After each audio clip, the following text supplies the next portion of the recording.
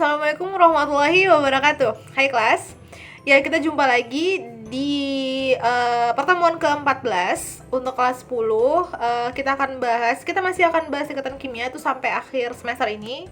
Akan bahas ikatan kimia, tapi memang dengan materi-materi yang berbeda-beda nanti submaterinya. Oke, untuk pertemuan hari ini kita akan bahas ikatan antar molekul. Nah, masih ingat kita udah bahas 3 ikatan ya. Kita udah bahas ikatan ion, ikatan kovalen, dan ikatan logam. Nah, ikatan-ikatan ion, kovalen, dan logam ini sebenarnya punya satu kesamaan sebenarnya. Nah, jadi kesamaannya adalah ikatan ion, kovalen, dan logam ini adalah ikatan antar atom. Jadi antar atomnya ya. Nah, tapi pada materi hari ini, pada pertemuan hari ini kita akan bahas ikatan antar molekul. Jadi ada 2 molekul yang akan berikatan, bukan per antar atom lagi, tapi ikatan antar molekul. Nah, apa saja ikatannya? Kita akan bahas sekarang. So, check it out. Oke, kita masuk ke materi ke-14-nya ya. Nah, tadi sesuai dengan yang Miss bilang bahwa hari ini kita akan bahas tentang ikatan antar molekul. Nah, jadi apa itu ikatan antar molekul? Jadi ikatan antar molekul atau bisa juga disebut gaya antar molekul itu adalah tarik-menarik. Jadi ada sebuah tarik-menarik untuk membentuk ikatan. Nah, tapi dia antar molekul yang saling berdekatan. Jadi kalau misalnya ada molekul kan bentuknya besar ya. Ada 2. Nah, ini akan terjadi gaya. Nah, bedanya kalau misalnya ikatan ion, kovalen, dan logam itu kan biasanya ditandai atau digambarkan dengan tanda garis ya. Nah, tapi kalau misalnya gaya antar molekul dia digambarkan dengan titik-titik. Jadi itu sebenarnya bukan nggak dibilang ikatan juga nggak terlalu kuat, jadi disebut gaya. Gaya antar molekul. Soalnya ini itu sangat lemah dibandingkan yang 3 itu. Sangat lemah dibandingkan yang ikatan ion, ikatan kovalen, dan ikatan logam. Nah, itu dia ya untuk ikatan antar molekul atau gaya antar molekul.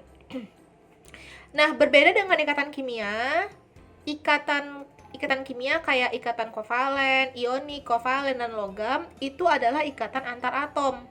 Jadi, kalau ikatan ion, kovalen, dan logam, atom-atom itu akan berikatan untuk membentuk molekul. Nah, sedangkan kalau di gaya antar molekul itu adalah molekul-molekul yang sudah tercipta dari ikatan sebelumnya itu berikatan kembali. Nah, itulah disebut sebagai gaya antar molekul. Jadi, kalau dia ikatan antar atom itu disebut banyak ya, mau itu ikatan ion, kovalen, atau logam, bisa dilihat ciri-cirinya. Nah, ketika molekul itu terjadi, ketika molekul itu telah selesai terbentuk, maka molekul itu juga bisa untuk saling berikatan, yaitu dipengaruhi oleh adanya gaya antar molekul. Oke, nah di sini misalkan jelaskan 3 jenis gaya yang paling sering ya, paling umum, yaitu ada ikatan hidrogen, itu gaya tarik dipol-dipol, dan gaya London. Nah, yang pertama itu adalah ikatan hidrogen. Jadi ikatan hidrogen itu terjadi pada molekul-molekul yang sangat polar dan memiliki atom hidrogen. Dia punya atom hidrogen, udah pasti ya, karena dia ikatan hidrogen. Jadi udah harus punya ikatan atom hidrogen.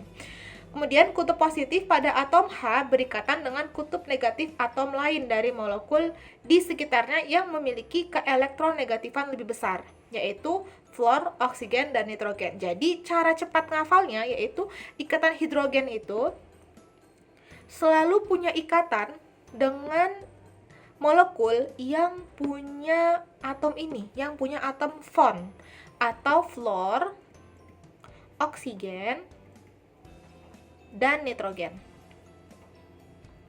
Nah, gini ya. Kita ambil contoh. Pembentukan ikatan hidrogen dari CHF.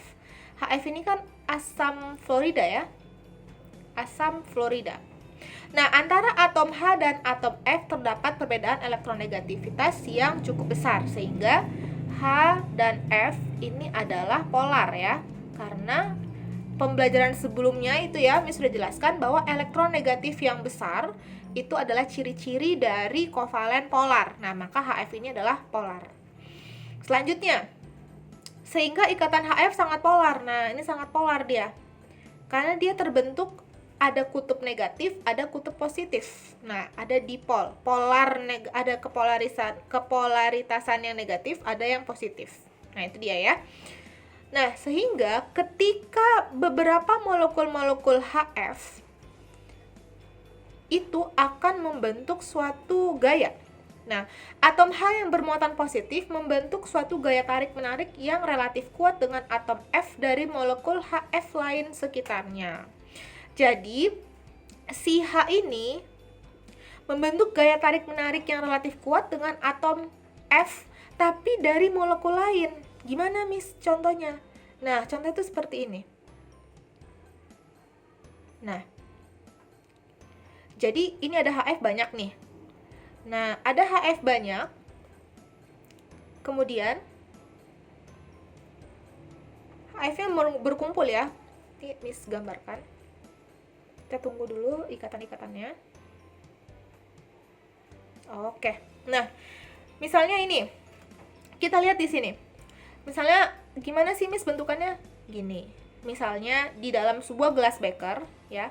Ini ada larutan HF. Nah, larutan HF itulah nanti, berarti banyak molekul-molekul HF kan? Nah, molekul-molekul dalam larutan itulah yang akan membentuk ikatan nantinya. Nah, ikatannya seperti ini. Jadi ini satu molekul, ini satu molekul, ada satu lagi. Nah, jadi di sini digambarkan inilah molekulnya. Jadi antar molekul. Katanya atom H itu akan bermuatan positif membentuk gaya tarik dengan atom F. Nah, jadi H yang ada di molekul yang ini itu akan berikatan dengan F yang ada di molekul ini. Ini akan berikatan dengan F yang ada di molekul ini. Makanya dibuat titik-titik ya. Nah, jadi titik-titik merah ini adalah ikatan antar molekulnya. Jadi molekul 1 yang punya H akan berikatan dengan F yang ada di molekul lainnya. Itu untuk HF. Jadi kalau H2O gimana, Miss? Oke, kita gambarkan yang H2O. Kalau H2O misalnya gini, ini kan ada H, O, H, gitu kan? Nah, katanya kan fluor, oksigen, nitrogen. Nah, oksigen yang ini akan terikat dengan H nantinya. Baru di sini ada O, di sini ada H lagi. Begitu terus. H di sini nanti akan terikat dengan oksigen. Maka di sini jadi H, maka di sini akan jadi H. Gitu terus ya. Maka si yang berikatan itu adalah HO-nya, yang berikatan adalah H dengan O, H dengan F, H dengan N. H dengan O contohnya pada molekul H2O, H dengan N contohnya itu pada molekul NH3. Nah, itu dia ya jadinya. Kalau HF tadi si asam fluoridanya langsung. Oke, itu dia contoh dari ikatan hidrogen.